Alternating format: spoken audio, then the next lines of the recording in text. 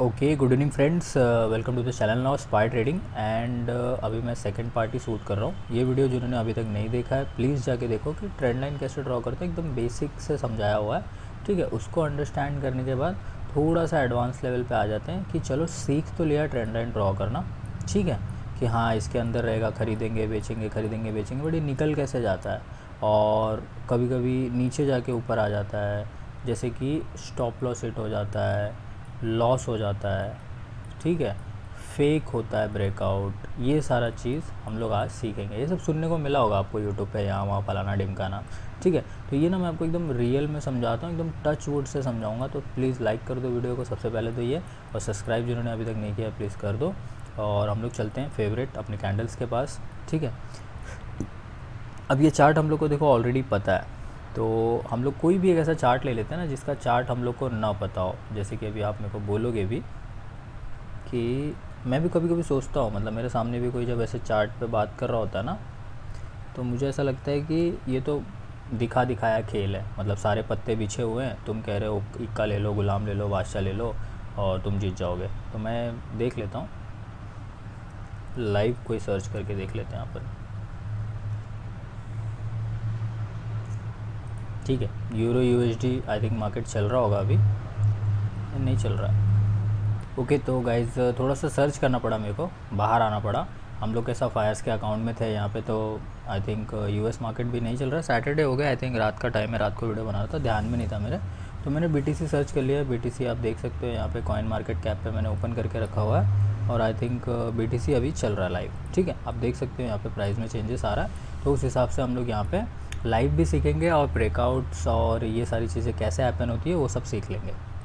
तो यहाँ पे देख सकते हो, मैं थोड़ा सा ना जूम करने की देख रहा था बट जूम हो नहीं रहा है, ठीक है। तो इसको यहाँ ही रहने देते हैं, है ना। तो सबसे पहले बायर और सेलर का प्रॉस्पेक्ट समझ लेते हैं कि बाय कौन करता है और सेल कौन करता है, ठीक है। Buyer and seller. अब मैं आपको एक चीज़ बताता हूँ। आपने मुझे एक फ़ोन बेच दिया, घड़ी बेच दी या कुछ भी बेच दिया, तो आपके पास वो घड़ी थी, मैंने आपसे ख़रीद ली। तो आपने कोई चीज़ बेची है मुझे, यानी आपने क्या किया है, सेल किया है, ठीक है। तो मैंने क्या किया है, बाय किया है। तो ये हो गया is equal to one trade. समझ गए इसको क्या कहते हैं, कि ये हमारी एक ट्रेड डन हुई। यानी जब तक कोई कुछ बेचेगा नहीं तब तक कोई कुछ ख़रीदेगा नहीं, और तब तक ट्रेडिंग होगी नहीं। अब मैंने कुछ ख़रीदा, आपने कुछ बेचा, ये ट्रेड हैपन हो गई। अब यहाँ पे जो सेलर वाला कॉन्सेप्ट है वो मैं आपको समझाता हूँ। बायर वाला एकदम सीधा है, सबको समझ में भी आता है, सस्ते में ख़रीदा, महंगे में बेचा, ख़त्म हो गया। अब मैं आपको सेलर वाला कॉन्सेप्ट इस तरीके से बताऊँगा कि सेलर कैसे यहाँ पे ऑप्शन मार्केट में काम करते हैं। जिस तरीके का ऑप्शन मार्केट चलता है तो उसमें वो कैसे काम करते हैं। एग्ज़ाम्पल, जो मोबाइल था, जो मोबाइल आपने मेरे को बेचा वो आपके पास नहीं था, आपने सिर्फ मेरे को एक कॉन्ट्रैक्चुअल पेपर पे बेचा है उसको, और मैंने एग्री इसलिए कर लिया आपको प्राइस देने के लिए क्योंकि उसका जो प्राइस था मान लो 10,000 रुपये थे, ठीक है, ये मैंने लिख लिए 10,000 रुपये। अब आपने वो मोबाइल मुझे दिया 9,000 रुपये में, तो मैंने क्या सोचा कि ठीक है दे दो, मैं ख़रीद लेता हूँ। तो मैंने आपसे क्या किया, बाय किया। मैंने मेरी बाय ऑर्डर आपको दे दी, ठीक है, 9,000 रुपये डन, आई एम एग्री, मैंने बाय बटन दबा दिया। सामने वाले ने मुझे सेल बटन दबाकर दे दिया ये, तो ये सामने वाला क्या हो गया, सेलर हो गया। 9,000 का सेलर, 9,000 का बायर, ट्रेड एग्जीक्यूट हो गया। बट मैंने अभी तक ना मोबाइल वो लिया नहीं है, ठीक है। तो थोड़े टाइम बाद क्या हुआ कि उस सेलर ने मुझे अभी तक मोबाइल नहीं दिया था, और सडनली मुझे पता चला कि यार उसका प्राइस गिर गया है। मतलब कि जो भी प्रीस मैं बाय कर रहा था, मुझे मेरे एक फ्रेंड का कॉल आया। किसका कॉल आया, फ्रेंड का। मतलब मैंने अभी तक वो फ़ोन लिया नहीं है हाथ से, और सामने वाले को मैंने पैसे दे दिए हैं। मेरे फ्रेंड ने मुझे क्या कहा, भाई वो फ़ोन है ना मेरे पास 7,000 का पड़ा हुआ है, सामने वाले को मत दे पैसा। तो मैंने बोला यार मैंने तो दे दिए, अब क्या करूँ, रिटर्न कर दे, वापस कर दे, तेरे को 2,000 रुपीज़ का प्रॉफिट मैं करा के दे दूँगा। मैं बोला ठीक है चलो, मैं लालच में आ गया। अब मैं सामने वाले सेलर के पास फिर से गया, ये मैं सेम पोजीशन में कर रहा हूँ, ध्यान दे रहा। तो उसने बोला नहीं, ट्रेड तो हो गई है, मैं कल तुमको मोबाइल दे ही दूँगा ला के। मैंने बोला नहीं, एक काम करते हैं, तुमने मेरे को 9 में दिया था, मैं ना तुमको 8 में वापस कर देता हूँ, ठीक है। तो इसने मेरे को बोला ठीक है। तो पहले सेलर ने मुझे ये चीज़ 9,000 की बेची थी, अब इसने ये 8,000 का बाय कर दिया। तो अब सेकंड वाला जो ट्रेड हुआ वो ये हुआ कि मैंने सेल किया। जब मैंने बाय किया था उस चीज़ को उल्टा कर दो, मैंने सेल किया, बट मेरी जो सेलिंग वैल्यू थी वो बाय वैल्यू से 1,000 रुपये कम थी, और यहाँ पे सेलर को कमाई हो गई 1,000 रुपये सीधे सीधे। कंडीशन का, सिचुएशन का, या जो भी मेरे फ्रेंड का कॉल आया था, इसका उसने फ़ायदा उठाया सेलर ने। मोबाइल मुझे अभी तक दिया ही नहीं, सिर्फ प्राइस फ्लक्चुएशन का फ़ायदा उठाया, और trading market is just about the price fluctuation to get your profit. तो अब सेलर माइंडसेट से इसको थोड़ा प्रो मार्केट में लेके जाते हैं। मैंने जो मोबाइल आपसे ख़रीदा था वो जस्ट एक पेपर पे ख़रीदा था, तो मैंने ख़रीदा आपसे 9,000 रुपये का, और यही मोबाइल इस सेलर को किसी और के पास से 8,000 रुपये का मिल गया। यानी 8,000 रुपये का उसने उससे बाय किया और मुझे 9,000 में चिपका दिया। तो सेलर के ऑर्डर में ऑलवेज सेल ऑर्डर पहले जाता है और बाय ऑर्डर बाद में जाता है। यानी कि सेलर का जो फोरकास्टिंग है वो हमेशा ऐसे रहता है कि मैं कोई महंगी चीज़ बेचूंगा जिसका भाव बाद में पक्का सस्ता हो जाएगा, तभी जाके मुझे प्रॉफिट होगा। यानी सेलर पहले वो चीज़ सेल करता है जो महंगी हो, बाद में वो सस्ती हो जाए तब मुझे प्रॉफिट होगा। जैसे कि मेरे फ्रेंड का कॉल आ गया था, जैसे कि समथिंग कुछ हैपन हो गया था जिससे प्राइस फॉल हुआ था या सप्लाई बढ़ गई थी तो फॉल हुआ था। अब सेलर का प्रोस्पेक्टिव आपको समझ में आ गया। बायर का प्रोस्पेक्टिव सिर्फ रिवाइज़ कर देता हूँ। बाय तब होती है जब सस्ते में मिल रहा हो, तो हम लोग ने 9,000 या 6,000 या 7,000 में बाय किया और तुरंत आके उसको 8 या 9,000 में फिर से बेच दिया। अभी आप देख रहे थे ना, सेलर को 1,000 रुपये प्रॉफिट हुआ था। अब मैं आपको दिखाता हूँ कि बायर को 2,000 प्रॉफिट कैसे हुआ। मैंने मेरे फ्रेंड को कॉल लगाया, उसने मुझे 7,000 में वो चीज़ दिला दी। मैं फिर ये 7,000 का बाय किया। अब ये मैंने कहीं से भी बाय किया और सेम फ़ोन, मैं सेलर के पास गया, मैंने बोला अभी तुमने मुझसे लिया था ना 8,000 में, एक और लोगे? सेलर ने सोचा हाँ ले लेते हैं, 9 में फिर रिटर्न किसी को चिपका देंगे। तो मैंने 7,000 की बाय करी, मैंने इसको वापस कर दी, इसने वापस ले लिया मेरे से। अब फिर से बायर को 1,000 का प्रॉफिट हो गया। यही है सारा ट्रेड। वहाँ पे भी ट्रेड एग्जीक्यूट हुई जब सेलर ने मुझे बेचा था, जब मैंने उसको रिटर्न किया था। पहली कंडीशन पे मुझे लॉस हुआ था, सेकंड कंडीशन पे मैंने मेरे फ्रेंड से बाय किया, फिर उसको लाके वापस दे दिया, सेकंड कंडीशन पे मुझे प्रॉफिट हुआ, और ये गेम कैरी ऑन चलता रहता है। अब यहाँ पे कोई रियलिस्टिक चीज़ है नहीं। एग्जांपल करो बिटकॉइन का, एग्जांपल करो शेयर्स का, पेपर्स हैं, जस्ट हम लोग ट्रेड कर रहे हैं ऑनलाइन, इलेक्ट्रॉनिक।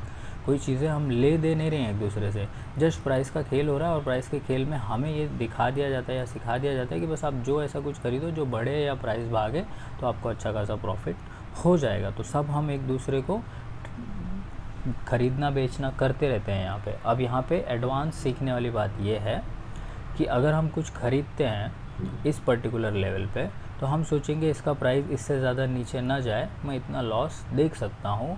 और हमने अपने माइंड से या फिर ट्रेड से, चार्ट से या डेटा से ये पता किया है कि अगर ये चीज़ का प्राइस घटेगा, मैं इसको 100 रुपये में ख़रीद रहा हूँ, तो लास्ट टू लास्ट मैं 80 में रिटर्न कर दूँगा, मतलब मैं वापस इसको बाय बैक कर दूँगा या रिटर्न कर दूँगा।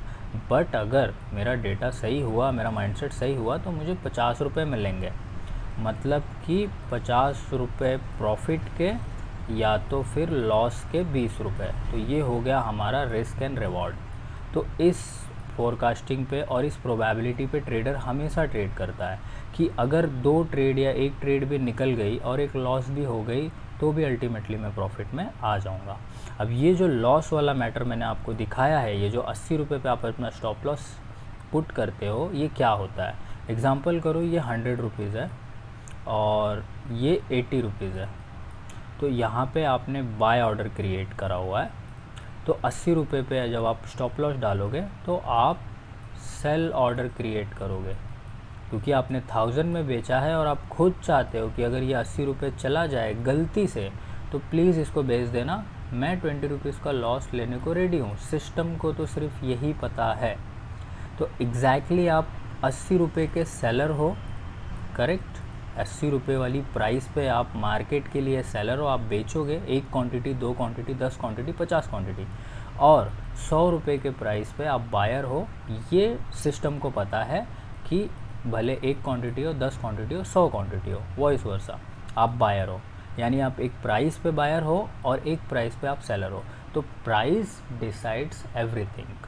अब यहाँ पे आ जाओ, ट्रेंड लाइन्स फेल कैसे होती है इसका मैं आंसर देता हूँ। इतनी बड़ी कहानी सुनाया, 8-10 मिनट हो गया, तो अब आपको समझ में आएगा कि प्राइस और ट्रेंड लाइन्स फेल कैसे होती है।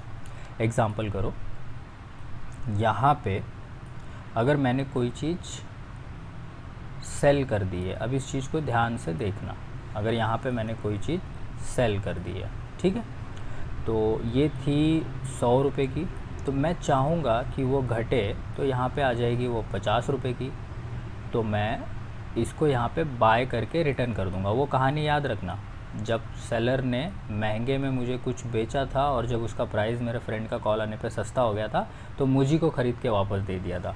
तो यहाँ पे भी तो वही होगा ना, किसी का ऑर्डर किसी को सेल होके मिल जाएगा। तो ये हो गया प्रॉफिट सेलर का। अब बायर का सुन लो, बायर ने यहाँ पे इसको 60 रुपीज़ में बाय किया, ये बाय ऑर्डर है यहाँ पे, और यहाँ पे ही तो 100 रुपीज़ है ना, तो 100 रुपीज़ में इसने सेल कर दिया। तो सेलर और बायर का ऑर्डर हमेशा यहाँ पे देखो मैच हो रहा है। चलो 60 रुपये का मैं ख़रीद लेता हूँ, कोई बात नहीं है, 100 रुपये का मैं बेच देता हूँ, कोई बात नहीं है, ख़रीदना बेचना यहाँ पे चल रहा है। बट एक एग्ज़ाम्पल समझो कि अगर सेलर ने यहाँ पे बेचा होगा तो उसका स्टॉप लॉस कहाँ पे होगा? हार्डली उसने कुछ स्टॉप लॉस के लिए भी तो सोच रखा होगा ना, अगर उसने अपना एक रिस्क एंड रिवॉर्ड बनाया होगा तो मैं आपको बोलूँगा हार्डली वो सोच रहा होगा कि यार 120 ना आए, 20 रुपये का लॉस में लूँगा चलेगा। और जब भी बायर बाय करेगा तो हार्डली वो सोचेगा कि यार 30 रुपये ना आए, तो 30 रुपये पे इसका स्टॉप लॉस है, किसका? बायर का, और 120 रुपये पे सेलर का स्टॉप लॉस है। अब इसको मैं थोड़ा सा क्लीन कर देता हूँ और अच्छे से लिख देता हूँ। देख लो यहाँ पे जो सेलर है वो यहाँ पर है, ये आपको क्लियरली चार्ट में दिख रहा है। 100 रुपीज़ का ये प्राइस है, ये 50 रुपीज़ का प्राइस है, और यहाँ पे मैं एक 30 मान लेता हूँ और यहाँ पे मैं 120 को मान लेता हूँ। तो सेलर पहला ऑर्डर सेल का डालता है, यानी कि उसने यहाँ से इसको सेल करा हुआ है। तो जब वो स्टॉप लॉस का ऑर्डर डालेगा तो वो बाय ऑर्डर डालेगा। क्या डालेगा? Buy order. इस चीज़ को एकदम ध्यान से समझ लेना, ठीक है। तो अब बाय ऑर्डर यहाँ पे लगी हुई है, सेल ऑर्डर यहाँ पे लगी हुई है, और जब वो 50 रुपये में इसको बाय करेगा तो आपको याद होगा कि एंजल हो, कोई भी डीमैट अकाउंट हो, कुछ हो, स्टॉप लॉस कैंसिल करना पड़ता है। क्यों? क्योंकि बाय ऑर्डर तो 120 की है ना, आप 50 की कैसे दे सकते हो? स्टॉप लॉस कैंसिल करना पड़ता है, यहाँ पे आना पड़ता है और 50 रुपये की बाय ऑर्डर डाल के वो अपना प्रॉफिट बुक कर लेते हैं। और यहाँ पे बाय ऑर्डर किसकी है? बायर की है, और स्टॉप लॉस ऑर्डर जो है वो बायर का है। सेम इसके साथ भी होता है कि जब भी उसको अपनी पोजीशन क्लोज करनी होती है, स्टॉप लॉस 30 रुपये का हटा के जो 100 रुपये पे प्राइस गया है वहाँ पे बुक करना होता है और बायर को प्रॉफिट होता है। अब मान लो गलती से अगर प्राइस यहाँ पे आ जाए किसी भी इम्पैक्ट की वजह से, किसी भी तरीके से, या ज़्यादा सेलिंग होने की वजह से, क्योंकि सप्लाई बढ़ेगी तो प्राइस नीचे आता है और डिमांड बढ़ेगी तो प्राइस ऊपर जाता है। मान लो यहाँ पे सब बेच ही रहे हैं, सप्लाई ही डाल रहे हैं और किसी वजह से नीचे आ जाता है, तो जो 30 रुपीज़ है, 30 रुपीज़ पे आपका खुद का ऑर्डर, यानी कि योर ओन ऑर्डर, सिस्टम को ऐसा लगेगा यार इन्होंने तो बोला था 30 में बेच दो, तो मैं तो सेल कर दूंगा, और सेल करते ही सप्लाई के ऊपर सप्लाई बढ़ जाती है, यानी जो सेल ऑर्डर है वो आपके ही सेल ऑर्डर से मैच होता है और मार्केट अपनी ट्रेंड लाइन को तोड़ के फॉल कर जाता है, और कभी कभी यहाँ से ही टूटने के बाद बाय बैक होके ऊपर चला जाता है। इसलिए ये ट्रेंड लाइन्स थोड़ी थोड़ी कम काम करती हैं, थोड़ा थोड़ा उनमें फेक ब्रेकआउट आता है, क्योंकि ये ऑल डिपेंड करता है हमारे इमोशंस पे, हमारे कंट्रोल्स पे, हमारी बाइंग हैबिट पे, हमारी सेलिंग हैबिट पे। अब यहाँ पे हुआ क्या, उस चीज़ को ध्यान से समझते हैं। जो एग्जैक्टली में हुआ, यहाँ पे बायर बैठा हुआ था, ठीक है, मैं बी लिख रहा हूँ, यहाँ पे सेलर बैठा हुआ था, मैं सी लिख रहा हूँ। अब यहाँ पे सेलर का स्टॉप लॉस 120 पे, है ना, 100 पे उसकी सेलिंग थी, तो 120 पे उसका कौन सा ऑर्डर था?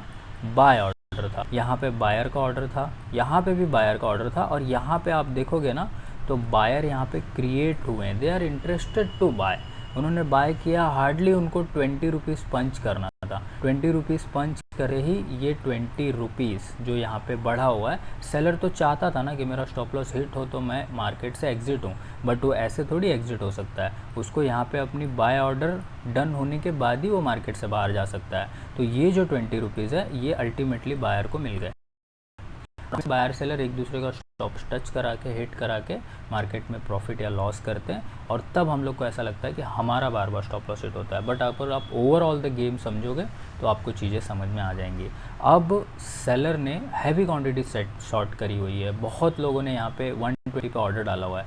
अब पहले से यहाँ पे बायर ने इस पर्टिकुलर पॉइंट पे आराम से देखना, यहाँ पे बाय ऑर्डर तो क्रिएट हो ही रही है, और एक बाय क्रिएट हो रही है, और एक बाय क्रिएट हो रही है। हार्डली इनको 120 रुपीज़ यहाँ पे टच करना है। जैसे ही इन्होंने टच किया, वो सारा का सारा जो सेलिंग ऑर्डर था, यानी कि जो 17, 18, 19 यानी 8, 9, 7 बजे जो चला था, वो कन्वर्ट हो गया बायर में। तो यानी बायर को थोड़ी मेहनत कर मार्केट को यहाँ लेके जाने के लिए, उसके बाद का पुल ऑटोमेटिक आ जाता है। क्यों? वो सारा यहाँ पे जब पंच होगा, तो जब बाय ऑर्डर बढ़ेगा, यानी जब डिमांड बढ़ेगी, तो डिमांड जब बढ़ेगी तो ऑब्वियस सी बात है प्राइस बढ़ेगा। सिंपल सी चीज़ है, मार्केट यहाँ से ऊपर निकल। सेम चीज़ अगर सप्लाई के साइड होती तो ये बॉटम होता और मार्केट नीचे चला जाता, क्योंकि आपका खुद का सेल्फ ऑर्डर सेल ऑर्डर में कन्वर्ट हो जाता था। और इस just for a safety purpose अच्छा होता है कि ये 120 में निकल गया, वरना यहाँ तक सोच कितना लॉस होता था। तो ये चीज़ है, इस वजह से ये ट्रेंड लाइन थोड़ा सा यहाँ तक वेट कराती है, थोड़ा यहाँ तक हिट होने के बाद भी एक क्रूशियल झगड़ा चालता है। जैसे हम एक दूसरे से फाइट कर रहे हैं, एक फाइनल पंच लगता है और मार्केट करता है। तो ये वेटिंग टाइम होता है, वहाँ पे वेट करना होता है, होगा नहीं होगा, स्टॉप लॉस ट्रेल करना होता है। यहाँ पे अगर मैंने बाय करके रखा हुआ है, मैंने मेरा स्टॉप लॉस यहाँ कर दिया, I don't have any loss, और इसी लॉस के वजह से ऐसे बहुत लोग हैं, मैनी पीपल आ रही है, और फिर मार्केट उस तरफ निकल गई। और यहाँ पे 120 पे इन्होंने हैप्पीली एसएल लिया। क्यों? क्योंकि इन्होंने यहाँ प्रॉफिट किया था, यहाँ से यहाँ तक प्रॉफिट किया था, यहाँ से यहाँ तक प्रॉफिट किया था। डोंट हैव एनी फियर, एक एसएल जाता है जाने दो, 4 टाइम प्रॉफिट एक आता है जाने दो। तो they are also in profit, you also in profit. आपने यहाँ बाय करा, यहाँ बाय करा, यहाँ बाय करा, यहाँ सेल करा, यहाँ सेल करा, यहाँ सेल करा, 3 टाइम बॉटम वाले प्रॉफिट में है, 4 टाइम टॉप पे सेल करने वाले प्रॉफिट में है, और एक ब्रेकआउट बायर को मिला है, तो बायर 2x के प्रॉफिट में है। एकदम सिंपल सी चीज़ है। आपको ये पैटर्न, ये मैटर अगर समझ में आता है मार्केट में, then you are a trader. Risk reward भी समझाया है, पैटर्न समझाया है, पैटर्न का ब्रेकआउट समझाया है, बायर सेलर का कॉन्सेप्ट समझाया है, और किस तरफ मार्केट निकल सकता है, कैसे वो एक नैरो रेंज में चला जाता है और कैसे पैक होता है, और बाइंग सेलिंग की हैबिट चार्ट को देखने से कैसे समझ में आती है, ये सारा कुछ किया है। बहुत माइंड को कंट्रोल करके चीज़ों को दिखाना समझाना पड़ता है कि जिस तरीके से मैं बोल रहा हूँ, समझाना चाह रहा हूँ, वैसे ही माइंड में तो प्लीज़ यार, ठीक लगे ना तो नीचे कमेंट करके ज़रूर बताना कि कैसा लगा, मतलब एक्सपीरियंस कैसा था। 10-15 मिनट वेस्ट नहीं किए होंगे मैंने। चलो, thank you so much for watching, bye bye, take care.